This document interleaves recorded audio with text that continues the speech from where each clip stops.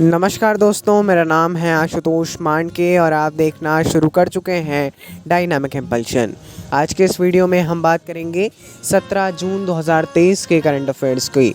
और अब जब आपने फाइनली रोज़ की तरह ही थंबनेल पर क्लिक करके वीडियो देखने की शुरुआत कर ही दी है, तो आप सभी जानते हैं अंत तक ही जुड़े रहना है, क्योंकि ज्ञान को कभी भी अधूरा नहीं छोड़ना चाहिए।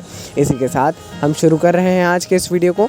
आप भी पूरा फोकस्ड रहिएगा वीडियो पर। सबसे पहली जानकारी के साथ पहली जानकारी, संयुक्त राष्ट्र महासभा UNGA ने आम सहमति से संयुक्त राष्ट्र मुख्यालय में गिरे हुए शांति सैनिकों को जो है सम्मानित करने के लिए एक स्मारक दीवार स्थापित करने के लिए भारत द्वारा संचालित एक मसौदा प्रस्ताव को अपनाया है। सीधी भाषा में बोला जाए, आप देखते हैं भारत में, ये क्वेश्चन ले लीजिए आप एक होमवर्क के तौर पर, कि भारत में कहाँ पर एक ऐसी दीवार है जहाँ पर हमारे जो सैनिक हैं, सैनिक हैं राष्ट्र के समर्पित, जो शहीद सैनिक हैं, उनके लिए एक ऐसी दीवार है। उसी को भारत ने प्रस्तावित किया था महासभा में और इसको अपना लिया गया है।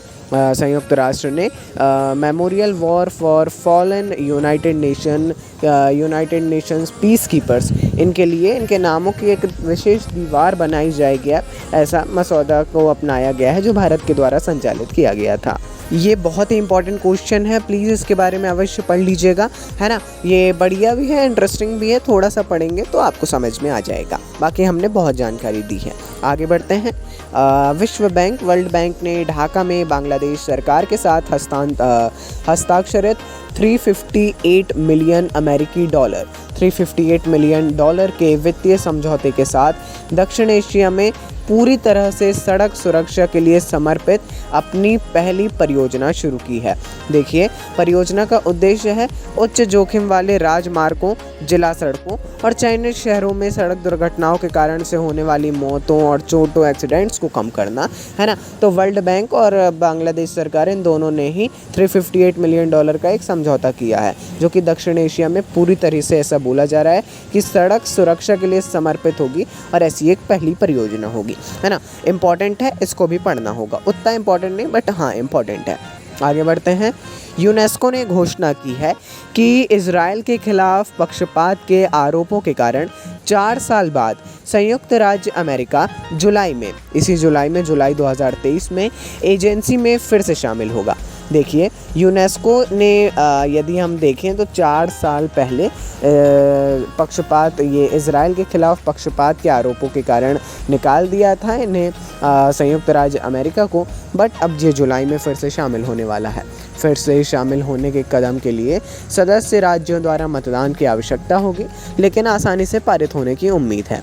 ऐसी आधिकारिक अभी तक घोषणा नहीं है, लेकिन होता है ना, एक आसानी से होने वाली उम्मीद है, और बोला तो यही जा रहा है कि बिल्कुल हो जाएगा जुलाई तक, इसीलिए बोला जा रहा है। आगे बढ़ते हैं। संयुक्त राष्ट्र महासभा ने 17 जून को world day to combat desertification and drought. आप सभी लोग जानते होंगे, ये ड्रॉथ तो समझ गए होंगे, डेस्ट्रिफिकेशन के बारे में अभी आप लोग पढ़िएगा, है ना। इस दिन आधिकारिक तौर पर संयुक्त राष्ट्र महासभा द्वारा 1994 के दिसंबर में वर्ल्ड डे टू कॉम्बैट, जैसा हमने बताया, एंड डेजर्टिफिकेशन है ये, डेजर्टिफिकेशन एंड ड्रॉट के रूप में घोषित किया था। संयुक्त राष्ट्र के अनुसार दिन का एक उद्देश्य एक मुद्दे की सार्वजनिक जागरूकता को बढ़ावा देना है।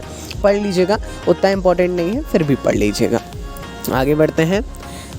तेलंगाना की 5 इमारतों और संरचनाओं को सुंदर इमारतों के लिए अंतर्राष्ट्रीय ग्रीन एप्पल पुरस्कार के लिए चुना गया है। आप सभी लोग ग्रीन एप्पल पुरस्कार के बारे में जानते होंगे। यदि नहीं जानते हैं तो द ग्रीन ऑर्गेनाइजेशन द्वारा शहरी और रियल एस्टेट सेक्टर श्रेणी के लिए चुना गया है ना। ये चुनी गई इमारतें जो हैं संरचनाओं के लिए शामिल हैं, नीचे मतलब निम्नलिखित लिखा हुआ है, बट ऐसा कुछ भी नहीं है अभी वीडियो वीडियो में, है ना।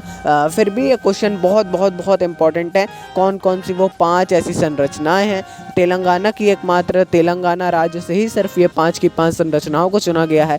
तो ऐसी क्या है इतनी सुंदर इमारतें, क्यों हैं ये, और अंतर्राष्ट्रीय ग्रीन एप्पल पुरस्कार क्या है, ये पढ़ लेंगे तो पर्याप्त जानकारी आपके पास होगी। आगे बढ़ते हैं। फोर्ब्स की द ग्लोबल 2000 टू 2023 की सूची में एनटीपीसी की रैंक 52 स्थान का सुधार हुआ है।